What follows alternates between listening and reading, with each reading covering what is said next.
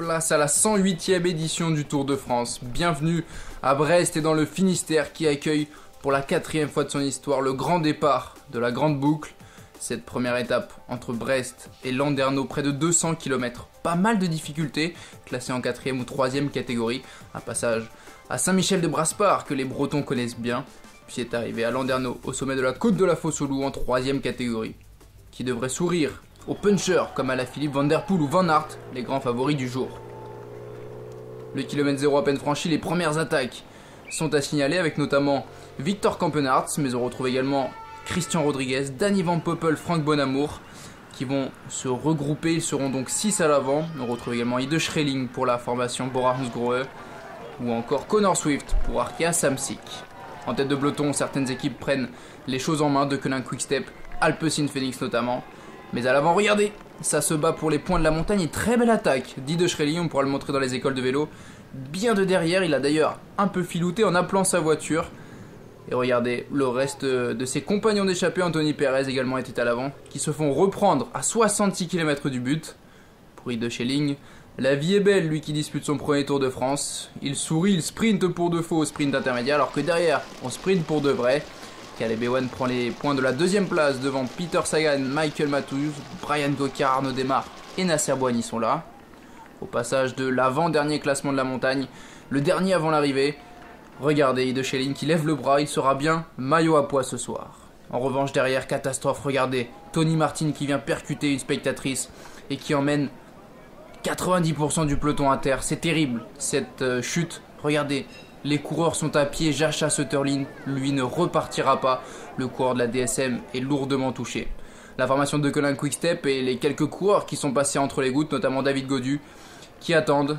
Et derrière Tony Martin, fortement touché heureusement, la tête n'a pas trop pris mais le côté gauche oui. Ide Schreling est repris à 28 km de l'arrivée et la pression va monter. Regardez la tension et cette chute avec des coureurs de la BNB Hotel qui tombent les premiers et derrière.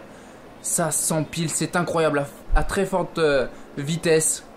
Et les coureurs qui sont touchés, on voit Ignatas Konovalovas qui ne va pas repartir, abandon pour le champion de Lituanie. Chris Froome est lourdement touché, le quintuple vainqueur qui faisait son retour. On attaque la bosse finale, la Fosse-au-Loup. Regardez le travail de Dries Devenyns qui se replace et qui dit à Alaphilippe: prends ma roue. Et juste après, le champion du monde qui se dresse sur les pédales et qui s'en va. Il reste alors 2300 mètres jusqu'à la ligne d'arrivée. Van Aert, Colbrelli ne bouge pas, c'est Pierre Latour pour Total Energy qui va faire l'effort. Regardez Alaphilippe qui donne tout, qui sait que c'est dans le pied qu'il faut faire la différence pour écarter les sprinters. Et l'effort qui est intense, qui dure jusqu'à la ligne d'arrivée. Alaphilippe qui peut profiter des derniers mètres un peu moins difficiles pour se retourner et savourer. Regardez, il ambiance un peu la foule. Julien Alaphilippe qui va aller chercher cette victoire avec le maillot de champion du monde sur les épaules et qui peut saluer son jeune Nino, né il y a quelques jours. Victoire pour Alaphilippe, le champion du monde, et donc maillot jaune sur cette première étape. Et derrière le sprint pour la 2e place qui est remporté par Michael Matthews devant Primož Roglic qui va prendre quelques secondes de bonification. C'est toujours important.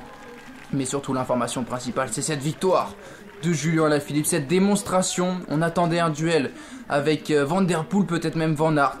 Eh bien Alaphilippe a dominé, devançant le reste des favoris de 8 secondes. On retrouve donc Matthews et Roglic, puis Jack Egg, Wilco Kelderman, Pogacar le vainqueur sortant est 6e, David Gaudu 7e. Geraint Thomas prend la 10e place, Nairo Quintana est dans le même temps, à savoir que Richard Carapaz concède 5 secondes sur la ligne, tout comme Van Aert également. Et plus loin, on signalera la perte de temps de certains coureurs comme Steven Kruijswijk qui perd 1 minute 41 au classement général. Miguel Angel Lopez également, Ben O'Connor, 2 minutes 08 pour Richie Porte, plus de 5 minutes pour Alejandro Valverde. Cette première étape a déjà fait des dégâts. Demain, départ de Perros-Guirec. Regardez comme ce sera beau, il ne faudra pas manquer ces belles images. Avec également le passage à Ploie, la côte de Saint-Brieuc et puis le circuit final à Mur de Bretagne. 2 ascensions de cette difficulté classée en 3e catégorie. Des secondes de bonification au premier passage à Mur de Bretagne. Il faudra être avec nous sur Eurosport Edge pour savoir si Mathieu Van Der Poel et Wout van Aert veulent prendre leur revanche sur Alaphilippe. Mais en tout cas, le champion du monde a montré que dès la première étape il était présent. Il faudra compter sur lui jusqu'à la fin de ce Tour de France 2021.